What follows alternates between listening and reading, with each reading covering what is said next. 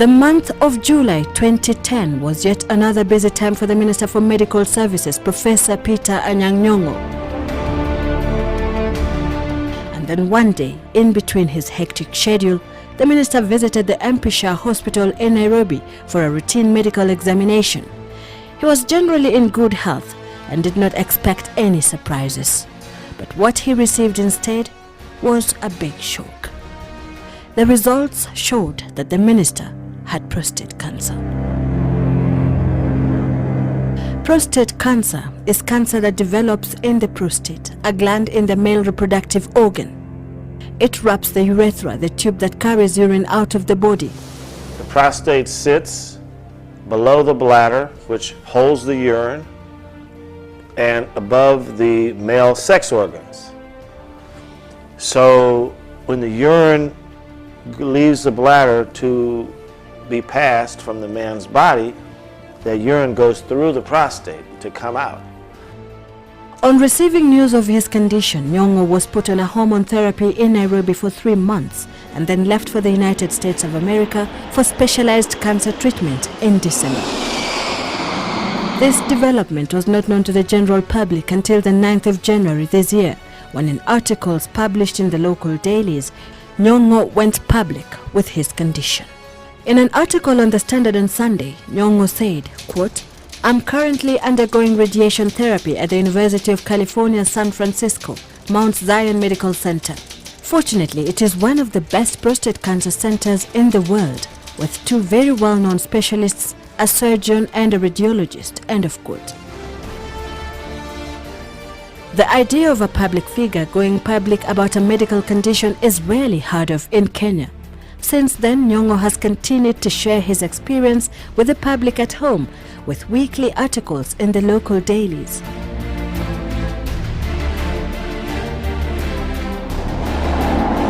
Citizen TV decided to find out more from Nyong'o, and we flew to the United States of America to spend some time with the minister.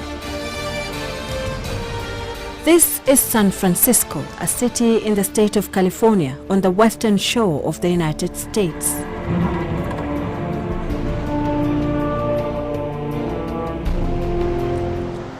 This is where Nyong'o, accompanied by his wife Dorothy, has lived for the last 3 months. We began by asking the minister how he and his family reacted to the news that he had cancer. Well, it was a shock, of course, and I was angry. And I said, well, what is all this? But very soon I talked to my wife and the doctor and accepted this reality. And now the thing to do is to decide what to do, and as quickly as possible.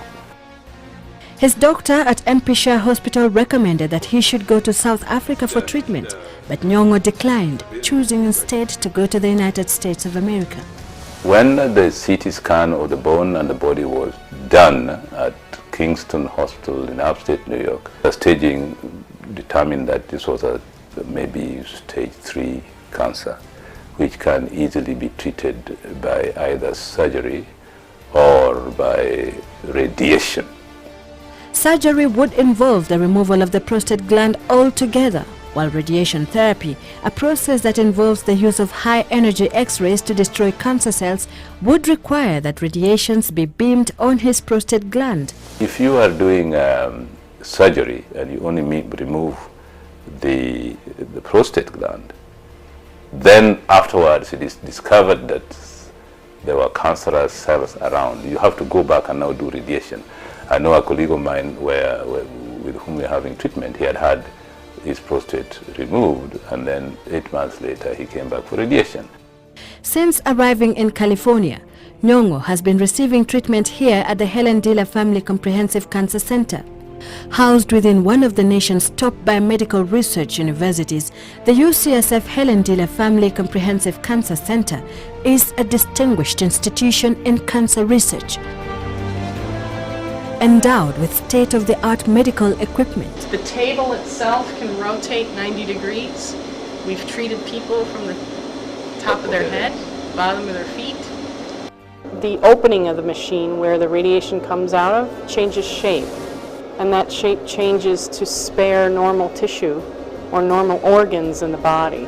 The minister has been under the care of Dr. Mark Roche, the head of the center's radiation department.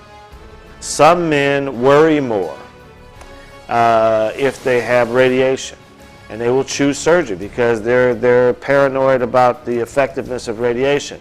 Other men will say, well, what do the data look like?